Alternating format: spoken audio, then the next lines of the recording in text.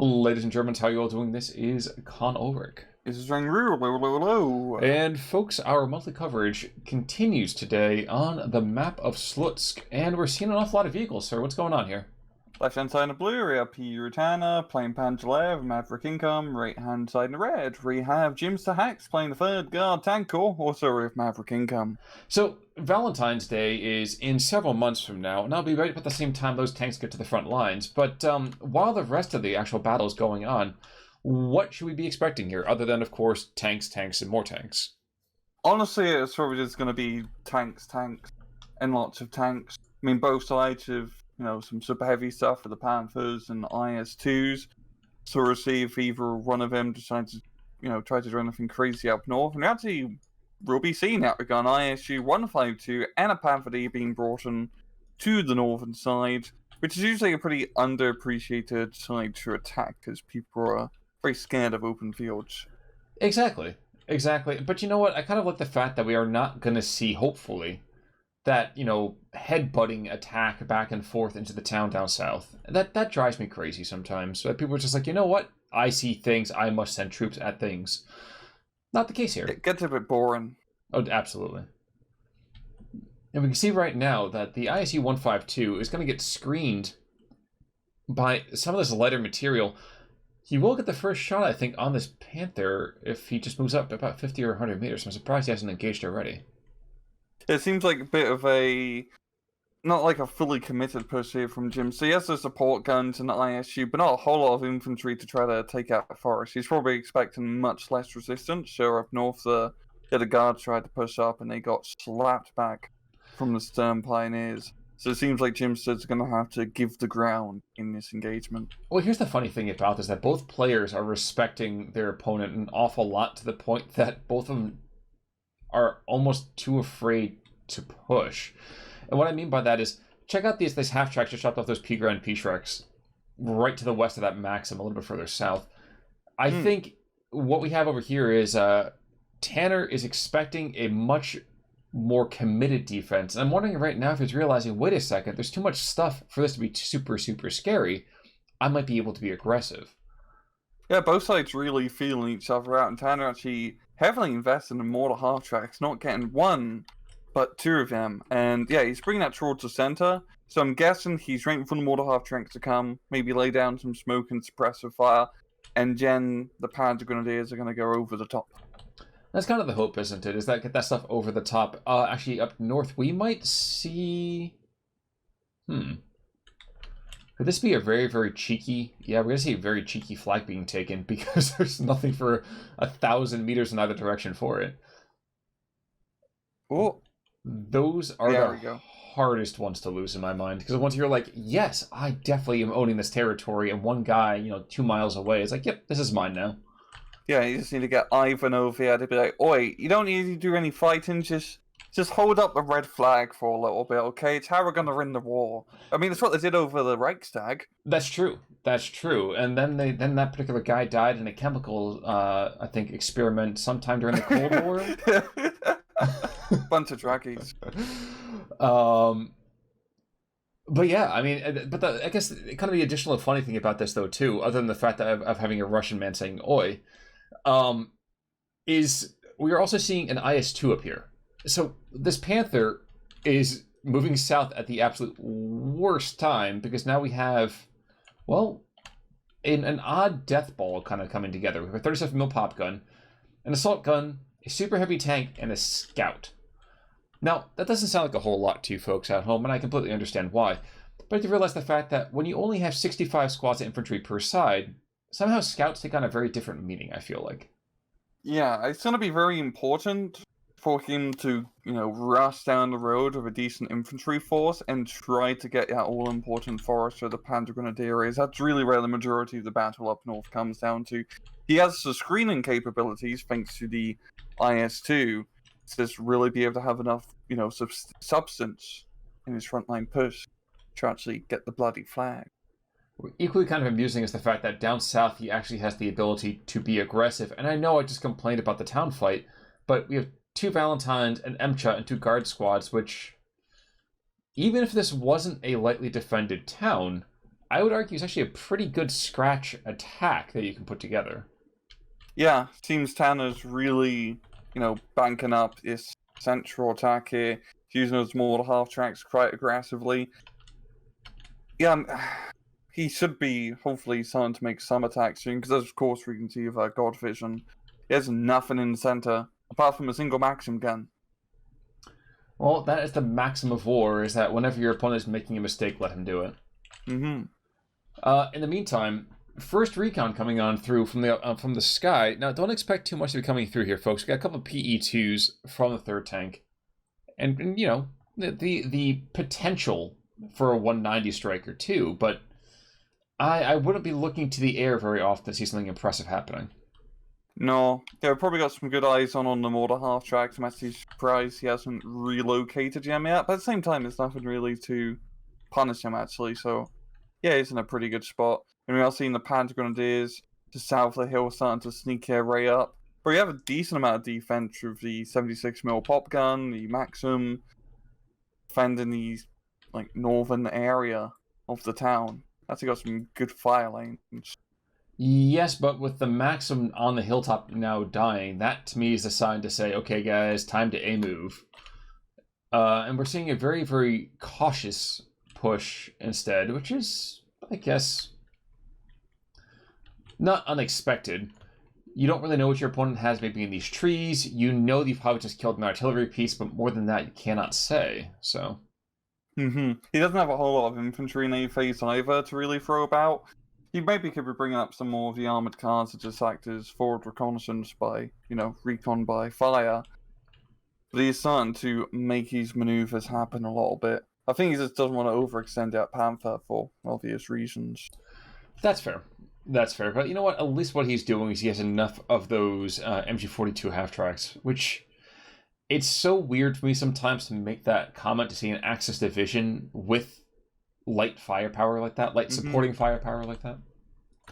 Yeah, it's like real life only 10% of Panzer Grenadiers, but 44 are equipped with half-tracks. Not a great number. Yeah, most of them were with horses. Oh wait, they ate those in Russia. And that's fair, but I think the other thing too, if you're thinking about this, at least it works for Panzer Lehr. They're going to have the access to it for this time being anyway. So they got the Lehr, all the technology. They certainly did. Now, all the way up north, we are going to see another IS-2 really kind of show himself, which makes me wonder if we're going to be seeing an edge push. Oh wait, that was the entire ISU blob. Okay, this is... Jimster is getting a lot more mobility out of his units. Indeed, we've actually seen a lot of mobility out of both sides here, but this is kind of a pleasant thing. I feel like when you don't get given 300 units that are all super cheap, you actually have to redeploy and move your units around as opposed to just buying 3 more of them. Yeah, it's been a lot of less back and forth, small maneuver warfare. We haven't seen a crazy commitment of forces yet. It's just been a very skirmishy A phase. Both sides are actually very timid to get into this sort of engagement. I mean, the flags are still at trove. Really throw anyone's game. No one's at a huge advantage or disadvantage because both are playing Maverick. They have the same bloody income. It's just if it continues in this way through B phase, then C phase is going to be very bloody slow. I would say there's potential for that, but I cannot help but wonder if the situation kind of is, you know what, we know that neither one of us has an infantry deck in A phase. And you can definitely tell from that, you made the comment about Panzer Lehr. Third tank over here isn't that much different. Yeah, that's a good point. Yeah, neither side really has a whole lot of infantry, so you don't want to be yeeting them into the meat grinder. Well, it's even funny when the meat grinder is a single unit of pioneers dueling with a guard squad. It's like, oh man, I cannot think of the name of this for the life of me. There was a movie that was talking about the Algerian experience during World War II. God damn it! I know this movie because there's a scene where they go up the mountain. Yes. I've seen this movie too, but I have no idea what it's called. I will say it is oddly gripping, if a little bit kind of like, something's lost in translation, literally. But I keep thinking about the finale, and the finale is supposed to be like this giant firefight. I think it's like 4 Algerian soldiers with one guy, with like an officer kind of lying in a bed, and it must be maybe 2 squads of Germans on the other side. Yes. I feel like that town fight in the north is exactly that here. Molotov cocktail being hurled at the Panzer III, but apparently the Panzer III is more of a sober individual and ducks out of the way before anything, unduly bizarre happens. Mm-hmm. But really good fire position on the hill of the ISU and the IS2 is going to be very difficult here for Tanner to deal with. If he does have the Panther now, begrudgingly bringing his Ray back up north. But even then, in a 2-on-1 fight, even though, an ISU isn't the best long-range anti-tank, it's not something you want to tangle with. And you've seen Tanner as well, he's got his light armored force just rest of the town. But he's not wanting to commit that too aggressively unless he's dropping all the smoke now, so he can do that. He absolutely can. Now, unfortunately, he might be losing a P3 here in a second. Yep, there he goes. This 3 on that plateau, certainly establishing dominance. Which is kind of funny, because actually, until now, other than the 45mm pop guns, that might be the first... there's 2 Sis-3s in the map. Okay, yeah. Mm-hmm. Bit more significant. Anti-tank and anti-infantry. It's a all-in-one artillery gun. Well, the nice thing about it is that even if they fire that AP shell, technically they could still kill an infantry guy. I just, Yeah. You really kill one person. True, unless they want to kind of like allow themselves to be shish kebabbed. or that very Indiana Jones Last Crusade moment on the tank, like that kind of thing here too. Yeah. But unfortunately, right now, it looks like that one guy up on the hill, Kreichman, is just, one by one just going down here. And with a Sherman being moved in at the same time. Oh, wait a second. Whoa, down south. 4-plane element, the entire Luftwaffe. Whoa. How have you been banking so many points, Tanner? Jesus Christ. I kill one anti-aircraft gun. I don't know. I had a Vietnam flashback there for a second. I started hearing Flight of the Valkyrie. Which, they killed it. That was the important thing, right? Yeah, I wonder, is he trying to follow up here? Because he's got the Panzer III H's, but it's still a pretty deadly blob with the Valentines and the Amcha. So unless he could actually, get a second bombing strike to blow those buggers up, he's not going to be forcing Jimster off that hill position. Well, and that's the thing, isn't it? Is that I could have sworn he had some recon on there a little bit earlier, so he should have been able to see this. Yeah. So, I don't know. Interesting. But there's one more 85mm still on the map, which means that despite how potentially deadly those things could be, not really much in the way of, let's say, a lasting effect. Yeah. And this is also playing into Jimster's favors now. He's got that 14-10 because he does have those 2 flags up north, which is giving him that all-important point advantage. And he still has a really good defensive position on the hill. And I'm going to complain, this has been a pretty slow Maverick on Maverick match, where now we've got the Marder free spam being brought in, because why not? But Jimster, with both him being Maverick, he might as well just play defensive. There's no reason for him to get that much aggressive. But that's the thing, though. I think it's that he actually does... You talk about the Marder spam. I actually kind of like that. When you have the super heavy tanks up top, you want something cheap and reasonably effective that you can utilize to kind of, try to engage those, to snipe those out. Now, of course, the biggest issue about this is that the accuracy at 2 clicks is not fantastic, and you're still spending what amounts to 300 points to maybe kill one of those, because Lord knows you're not going to kill both. Just the numbers just aren't on your side for that.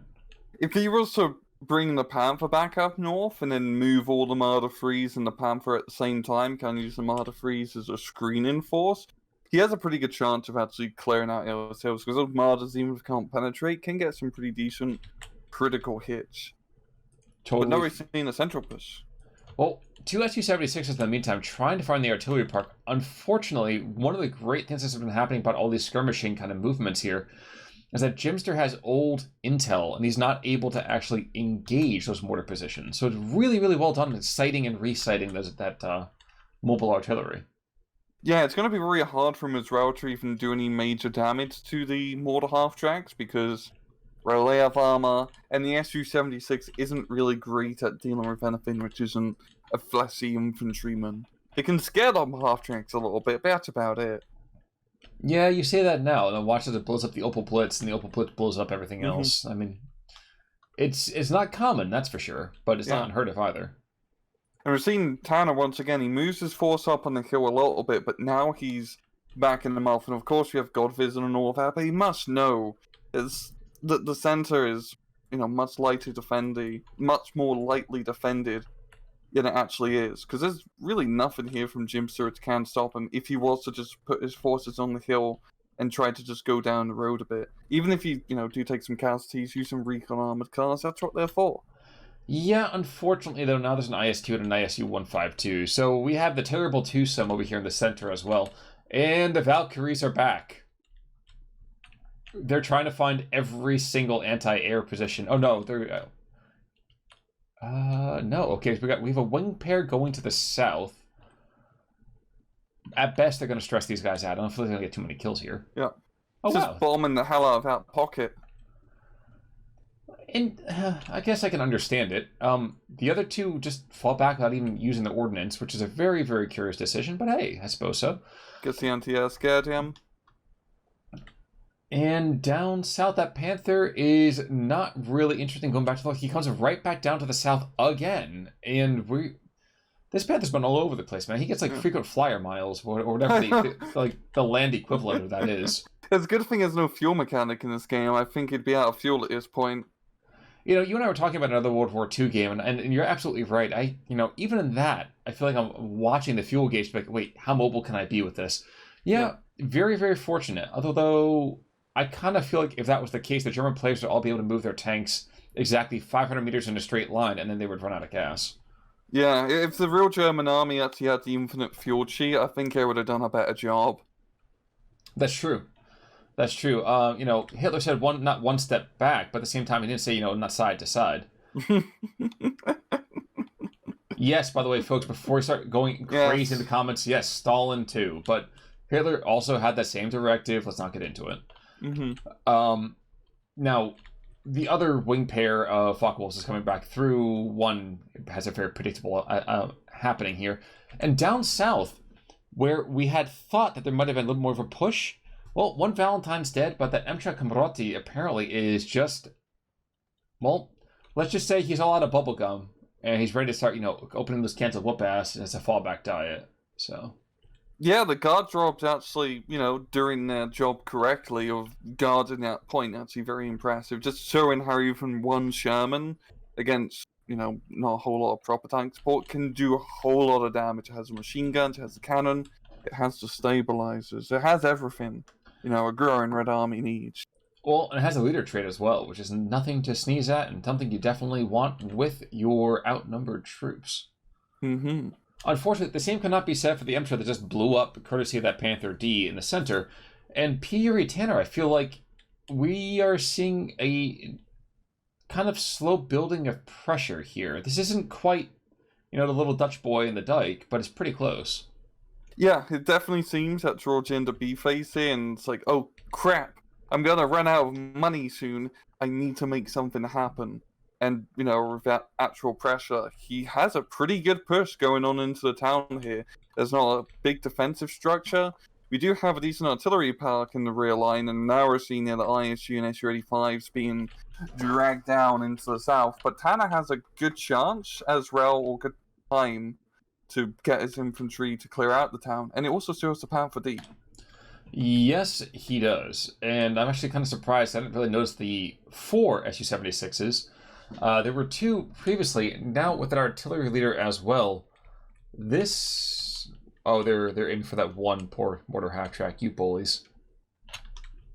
Yeah, that might freak him out a little bit first, but I kind of have to watch this from the other perspective of the poor 81 mil. Got it. How many mortar half-tracks? This is the most mortar half-tracks we've seen in, forever, Khan. I mean, you always complain about people not taking mortar half-tracks. Really, just mortars in general. I understand regular mortars are technically better because they're cheaper. But still, it's funny. It's like the mortar half-tracks your first SU-76s. Yeah, that's true. Though I will say, you do see a benefit right now of non-foot mobile mortar half-track, mortars, and that mortar half-track was like, oh yes, I just fired a few rounds, and now I move, and now I'm not going to die. Show me a foot mobile mortar that's going to be surviving this attention from these Su-76s. It doesn't happen. No. He's just taking it like a champ. He absolutely is. And unfortunately for the Soviets, another anti-air position is being pressured like crazy, leading now the three Amigos to come right back in after those Su-85s and ISUs. So one's going to get pulled off, but we might see a kill here? An ISU? No. No, but close. And a lot of HP damage for sure. Yeah. And then the half-tracks are pushing up into the center, but the ISU's in a pretty damn good defensive position. It's still going to take him a while to kill the half-tracks, but he can kill him. Which is why I think, like, you know what, guys? I think it's time for us to just get, that road trip we've always wanted to go on. Mm-hmm. Let's do it. Very Thelma and Louise kind of moment here. Yeah. Yikes. I'm reminded right now of my Churchill. If you're going through hell, keep going. Unfortunately, that lead half-track decides that that's not really the motto he likes to live by. And the second one, well, maybe that's why you don't live by that. Yeah, he's definitely in the higher rate of hell now. He certainly is. He certainly is. Well, the IS-2 isn't TNT, but he still is kind of dynamite. He's putting up a fight. Yes, he is. And the half-tracks are saying, watch me explode, as now the next one just decides to run pell-mell into an Su-76. In fact, he backed up into him. Like that, yeah, that's Deutschland's funniest home videos right there. Yeah. And still up north, Tanner has, like, a lot of stuff up here. Okay, now he's finally doing an attack. Yeah, he's got two Panthers. No, three Panthers. Jesus Christ. Two Panzer IVs. The Squadron Armadas being led by the 251/9. He's pretty much just been banking points this entire game to do this push. Will it pay off is the question now. I don't know, but this in my mind is a 40k Imperial Guard player playing RTSs. It's got the Lehman Rushes, some of the Bane Blades. Exactly. He's ready to go. Exactly. And you notice that the Martyrs over here are just like, well, I'm not going to find a 40k equivalent, but these are your run-of-the-mill dudes who are just going to decide to find themselves being, alone in green field with the sun on their face. But weight of fire should be enough. Yeah, 3 Panthers, I think, should be good enough to kill that one IS-2. I'd hope to God. Or not. Round goes down. Yeah, but there's still enough that you should get... The second one's down. Wow. Russian's getting some bloody lucky shots. I didn't think that they would be able to survive this. Jeez. The Martyrs by themselves should have taken this out. No, don't have the AP at long of a range, unfortunately. Sort of really makes IS-2. This is the perfect example of why you take IS-2s and why they, even in 1v1s, great super heavy tank, because they can tank so much fire. I mean, look at that dude. He's probably has enough dents in him to... I don't really know a dent comparison, but he's probably pretty dented out. Yeah, he's got more dents than him than Two-Face. He's got an entire name. Yeah, there we go. Thank you. Yeah, that's the reference I needed. Exactly. The reference we needed, but not the one that we wanted. But there's still that one guard squad in this town, and there's a lot of thin-skinned vehicles that are still coming on through. Yes, I'm aware that technically they have armor. Technically. Although, with just only enough. 17 rounds of ammunition on this, he might not be able to kill everybody in time. Yeah.